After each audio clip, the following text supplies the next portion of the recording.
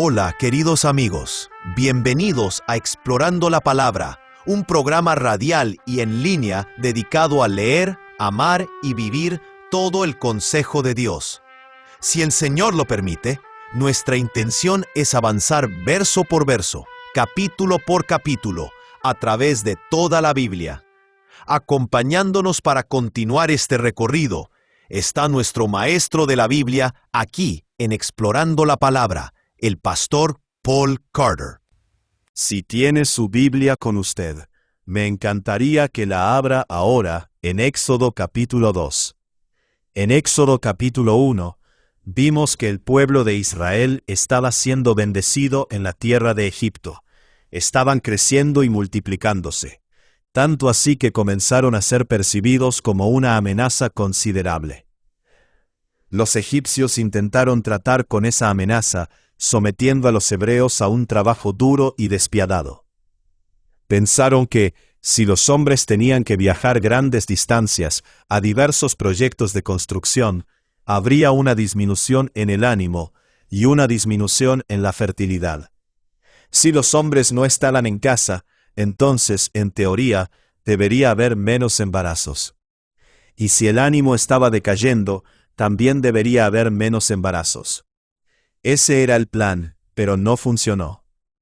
Éxodo capítulo 1 versículo 12 dice: Pero cuanto más los oprimían, tanto más se multiplicaban y tanto más se extendían, de manera que los egipcios llegaron a tener temor de los hijos de Israel.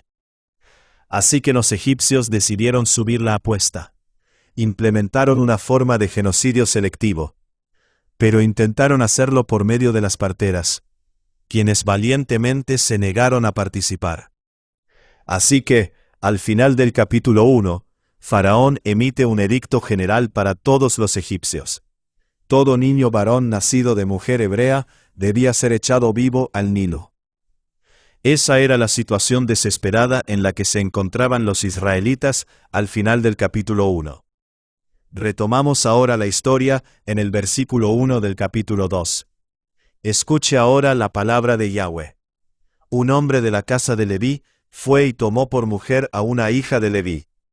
Y la mujer concibió y dio a luz un hijo. Y al ver que era hermoso, lo escondió durante 3 meses. Ahora detengámonos un momento aquí, y notemos lo que se dice acerca de este niño. Notamos en primer lugar que es un levita de sangre pura. Proviene de la tribu sacerdotal, o de lo que llegará a ser la tribu sacerdotal.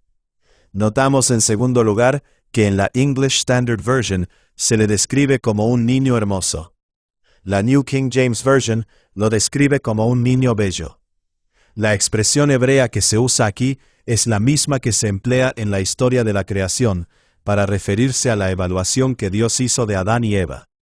Por eso, el comentario JPS Torah Commentary dice aquí: este paralelo sugiere que el nacimiento de Moisés debe entenderse como el amanecer de una nueva era creadora. Definitivamente había algo en la apariencia de Moisés que señalaba el favor divino. Así, por ejemplo, Esteban en su sermón en Hechos capítulo 7, cuando resumía la historia de Israel, dice: En ese tiempo nació Moisés, y era hermoso delante de Dios. De manera semejante, el libro de Hebreos en el capítulo 11 dice: Por la fe Moisés, cuando nació, fue escondido por sus padres durante 3 meses. Porque vieron que el niño era hermoso, y no temieron el edicto del rey. Así que había algo en Moisés, aun siendo un bebé, que indicaba claramente que el favor del Señor estaba sobre él. Y por eso sus padres actuaron con fe para proteger a este niño que creían que había sido enviado por el Dios Todopoderoso. Versículo 3. Pero no pudiendo esconderlo por más tiempo, tomó para él una cestita de juncos, la recubrió con asfalto y brea, colocó dentro al niño, y la puso entre los juncos a la orilla del río. Ahora debemos detenernos otra vez aquí por un momento, porque hay otra conexión lingüística con las narraciones fundamentales del libro de Génesis. El bebé Moisés es colocado aquí en una cesta. La palabra hebrea exacta es tevá, que normalmente se traduce como arca, como en el arca de Noé. Así que Moisés es como un nuevo Adán, y Moisés es como un nuevo Noé. Esta es una nueva obra creadora y redentora del Señor. Moisés anuncia una nueva era, y Moisés lleva a cabo una gran salvación. Eso es lo que se nos está diciendo aquí. Así que la madre de Moisés hizo un arca con una cesta, la cubrió con betún y brea, y la aseguró entre los juncos del Nilo. Recuerde que Faraón acababa de autorizar a su pueblo a lanzar al río Nilo a cualquier bebé hebreo varón que encontraran. Así que Jocabed, la madre de Moisés, tuvo que idear un plan, y el plan consistía en poner al bebé Moisés en una cesta y asegurarla o anclarla de alguna manera entre aquellos juncos, para poder ir a alimentarlo y cambiarlo, pero dejando al niño fuera de la vista y fuera de peligro en caso de que algún egipcio pasara por allí. Versículo 4. Y su hermana se puso a lo lejos, para ver qué le sucedería. Así que Miriam estaba de guardia, estaba vigilando. Probablemente tenía entre 8 y 11 años de edad en ese momento. Versículo 5. Entonces la hija de Faraón descendió a bañarse al río, mientras sus doncellas caminaban junto a la ribera. Y vio la cestita entre los juncos, y envió a su criada para que la trajera. Cuando la abrió, vio al niño, y el bebé lloraba. Ella tuvo compasión de él y dijo: «Este es uno de los niños de los hebreos». Entonces la hermana del niño dijo a la hija de Faraón: «¿Quiere usted que vaya y llame a una nodriza de entre las mujeres hebreas para que le críe el niño?» Y la hija de Faraón le respondió: «Ve». La muchacha fue y llamó a la madre del niño. Entonces la hija de Faraón le dijo: «Llévate a este niño y críamelo, y yo te daré tu salario». Así que la mujer tomó al niño y lo crió. Cuando el niño creció, ella lo llevó a la hija de Faraón, y vino a ser hijo suyo. Y le puso por nombre Moisés, porque dijo: «Lo saqué de las aguas». Ahora, no está del todo claro si este encuentro fue intencional desde la perspectiva de Jocabed, o accidental, es decir, la cesta se soltó de entre los juncos y fue a la deriva hasta donde la hija de Faraón se estaba bañando, o fue puesta allí a propósito por algo que la madre de Moisés sabía acerca de esta hija de Faraón. Por supuesto, no podemos saberlo, porque no se nos dice. Lo que sí se nos dice es que esta hija de Faraón tenía valor. Desobedeció la orden de arrojar a los niños hebreos al Nilo, y en cambio adoptó a este niño hebreo como suyo. Miriam, que estaba observando, se ofrece para encontrar una nodriza, que por supuesto sería la propia madre de Moisés. Así que la hija de Faraón acepta pagar por esa nodriza. Entonces Miriam va y la trae ante la hija de Faraón. De ese modo, la madre de Moisés ahora tenía cobertura legal para seguir amamantando y criando a su hijo, todo pagado con el dinero de Faraón. Ahora bien, en esa cultura, los niños no eran completamente destetados hasta los 3 o 4 años de edad. Así que, durante este tiempo, Moisés habría estado mayormente bajo el cuidado de su madre biológica, aunque sin duda se le diría que en algún momento tendría que irse a vivir con su madre adoptiva. La hija de Faraón le da el nombre Moisés porque lo sacó del agua. En realidad, ese no era un nombre poco común en aquel tiempo. Tenemos registros históricos de 2 funcionarios egipcios diferentes llamados Moisés, del mismo período. Es un sencillo juego de palabras. El nombre en sí significa nacer, pero también suena como la palabra sacar. Así que es un nombre con doble sentido. Este es el niño que nació al ser sacado del río Nilo. Por supuesto, el lector de la Biblia percibe un tercer matiz en ese nombre, porque este es el niño por medio de quien Dios sacará y dará nacimiento a un pueblo para sí mismo. Versículo 11. Y aconteció en aquellos días, cuando Moisés ya era grande, que salió a donde estaban sus hermanos, y vio sus duras cargas. Y vio a un egipcio golpeando a un hebreo, a uno de sus hermanos. Entonces miró a uno y a otro lado, y al no ver a nadie, mató al egipcio y lo escondió en la arena. Al día siguiente salió de nuevo, y vio a 2 hebreos riñendo. Entonces dijo al culpable: ¿Por qué golpeas a tu compañero? Pero él respondió: ¿Quién te ha puesto por príncipe o juez sobre nosotros? ¿Acaso piensas matarme como mataste al egipcio?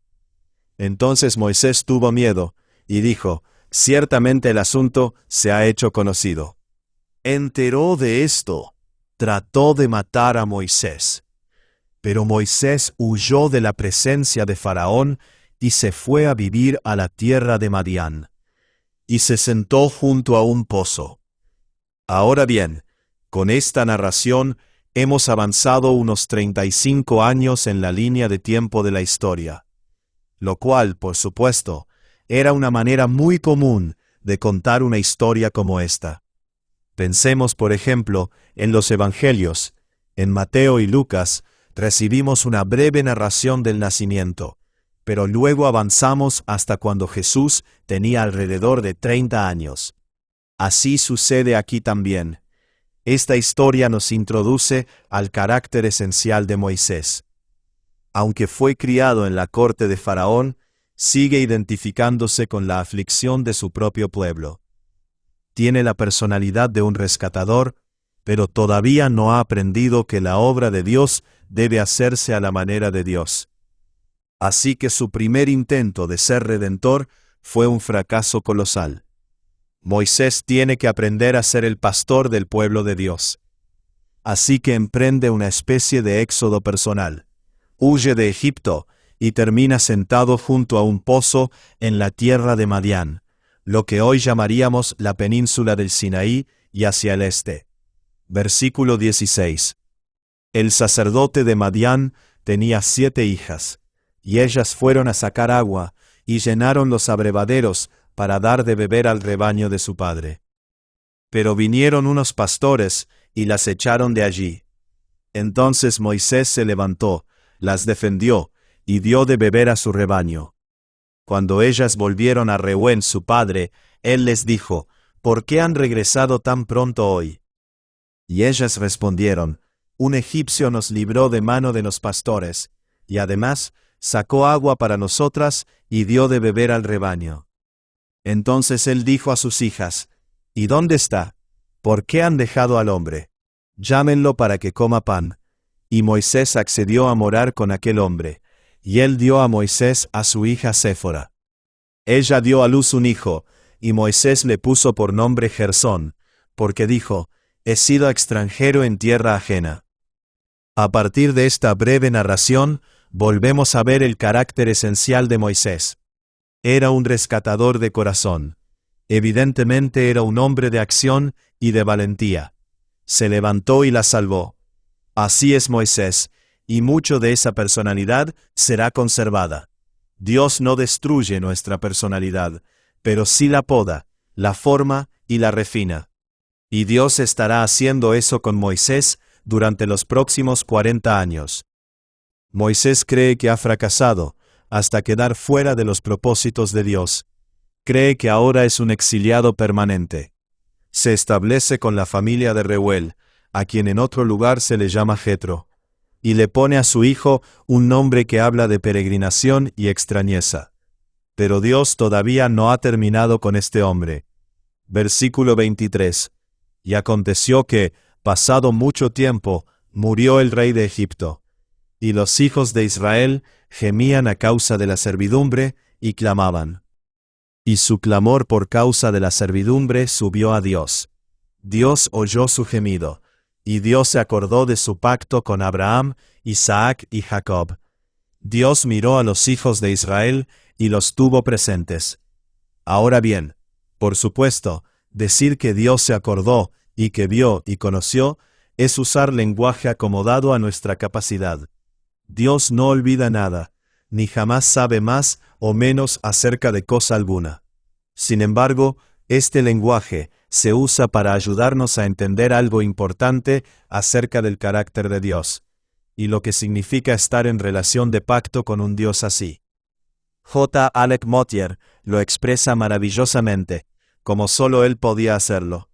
Él dice: Aquí se representa a Dios como si se hubiera despertado una mañana, sonara el teléfono, y cuando levantó el auricular, oyera la voz de su pueblo en Egipto diciendo, «Estamos en un gran aprieto». Y el Señor se dijera a sí mismo, «Caramba, me había olvidado por completo de ellos». Por supuesto, no ocurrió así, pero Dios es representado como si hubiera hecho falta darle un pequeño codazo, y nuestra oración hubiera hecho el trabajo.